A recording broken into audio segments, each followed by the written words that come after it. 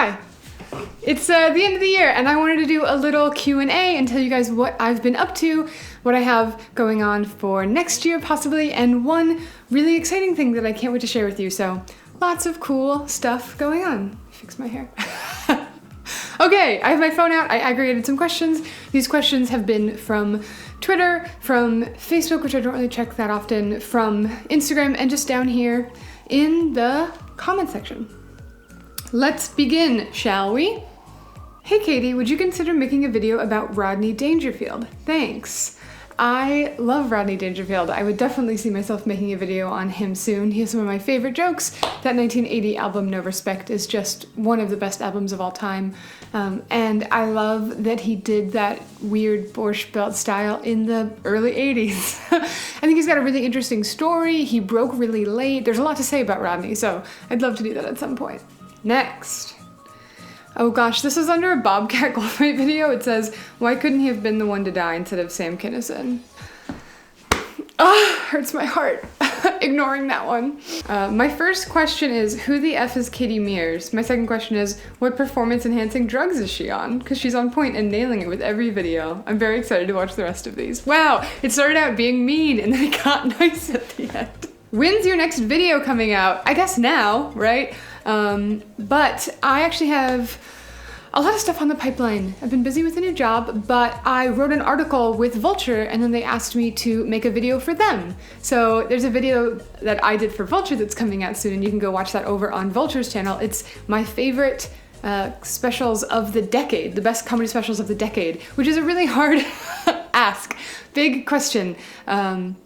Go and be nice in the comments for me because, oof. Is there anything easier to disagree with? Yeah. It was a blast though, and it looks really good. Who are your favorite British comedians? Honestly, I don't listen to as much British comedy as I should, but basically anyone who's ever been on Would I Lie to You? Hi, I'm a stand-up comedian from Brazil and I saw your videos about comedy. Do you know any comics from here? I have a few fans who are comedians in foreign countries, which I think is so bomb. I'd love to know more about those scenes. I did a project briefly about international stand-up, but it's something I'm always learning to know more about and really excited about that. I have people that have contacted me from Colombia, from Brazil, from Iceland, and it's really rad. So please, if you know about stand-up in a foreign country or are interested in how different cultures stand-up scenes are developing, I'd love to hear about it. Just stumbled upon your channel. Are you a stand-up? Okay, so this one I got 1,000,000 times. No, I don't do stand-up. I write, I have a day job, I do these videos, I do other things. I've never been interested in performing in that sense, but I really love stand-up. I think it's beautiful and underappreciated, and so I like giving it some well-deserved attention and context and talking about the history of it all. Yeah. Oh God, why are you so blurry? Because I don't know what I'm doing. How's that? I know what I'm doing maybe a little bit now. Definitely not in the early days. Man, if you were with me in those early days, good job. Katie Mears is the kind of girl who makes you want to both fall asleep and lick her face. Don't do that. Don't do either of those things. Well, not during my videos, at least. There's very little in the way of comedy analysis on YouTube or in written form. You're really great at this. Thank you. I wonder if you'd enjoy the book The 8 Patterns of Humor by Alistair Clare. Free download available online. Thank you. I have lots of books on comedy. You can see them all right here. I don't know that one though, so maybe I'll check it out. Thanks. Oh, your former job must have really drained you because you look so full of life now and cheerful. Also, yay, no more blinding white background. Thanks. My old job was great. I have a new job that I started, which is why I've been really busy lately. I didn't have a camera for a long time, so I had to borrow the camera from my old job, which meant I had to film at work because I wasn't allowed to take it out of the office. So if you're wondering why it looked the way it looked, that's why I was making the best with what I had. And I didn't know what I was doing. Could you do a video about the beginner/open mic level of comedy? Yeah, that sounds interesting. I'm not a performer, so for that, I'd probably have to interview a bunch of people. That would kind of be, I bet, a different beast. But if you have any ideas for what that might look like, feel free to write it down below. I I think the early days of stand-up are very interesting. What keeps people going on stage? How does that fit into the life that they have built? How do they pay their rent? All of these questions. And that process of finding your voice, I think, is really compelling. I know a lot of comedians who, when they start, are just sort of doing impressions of other comedians because they haven't found their own voice yet. So I'd love to talk about that more. It's just, there's a long list. What other podcasts do you listen to? I listen to a ton of podcasts. I listen to so many. Here's everything I have on my phone right now of podcasts that I haven't listened to, if you're curious. It's a pretty long list. I use, oh my god, I just forgot what this app is called. I use an app called Overcast, and it's like a podcast aggregator. There's a lot of really amazing things. I don't listen to My Favorite Murder as much. It's not as fun now that they're super rich, if I'm honest. They're not as relatable anymore. It happens.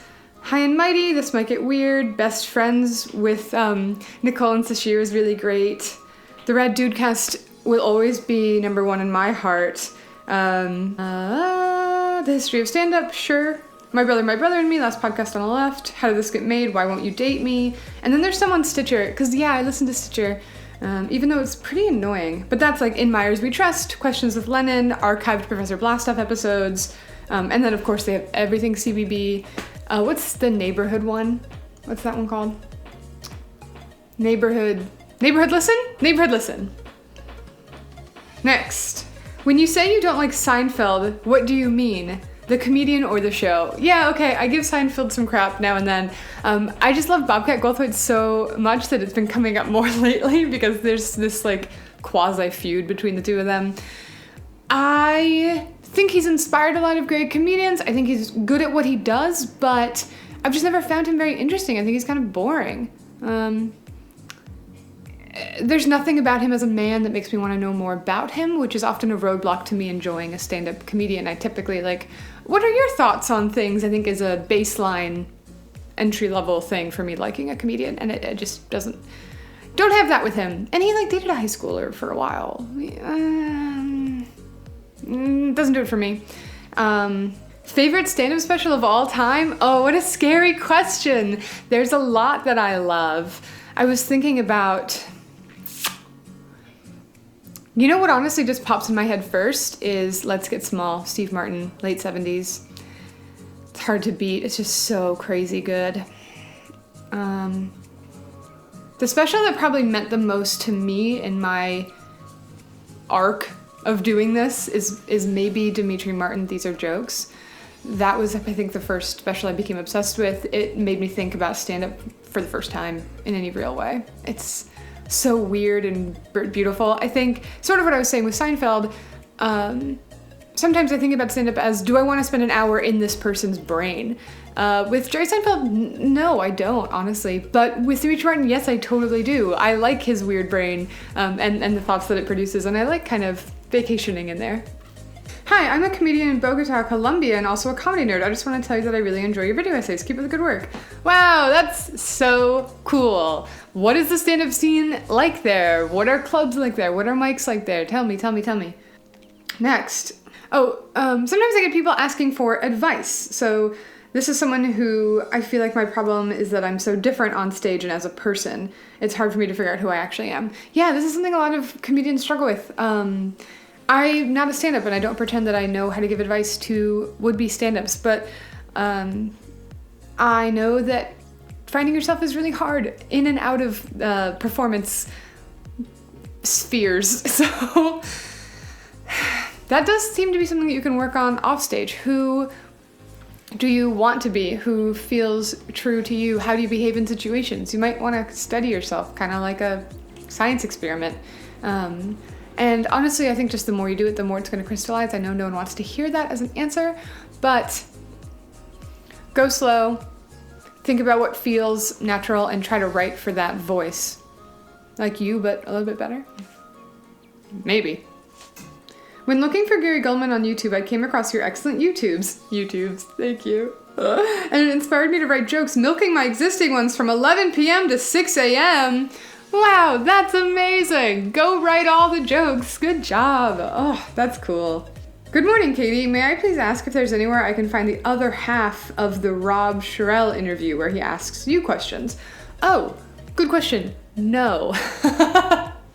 There's nowhere you can find that because it wasn't recorded. It was just a phone call.